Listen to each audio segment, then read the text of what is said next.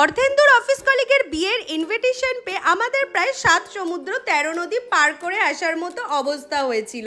অর্ধেন্দু তাড়াতাড়ি অফিস করে 7টার মধ্যে মেদিনীপুর থেকে কলকাতা পৌঁছে দিল আমাদের।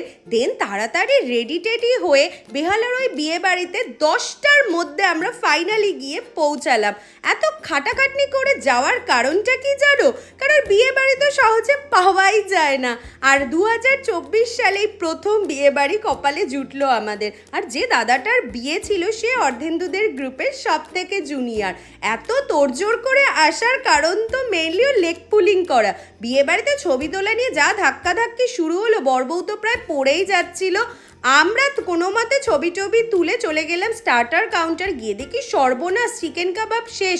পনির স্যাটেকে মনকে সান্ত্বনা দিলাম আর ভাবলাম মেন কোর্সে কবজি ডুবিয়ে খাবো। বিয়েবাড়ির খাওয়া দাওয়ার ব্লগটা কিন্তু এসে গেছে, তোমরা প্লিজ দেখে নিও।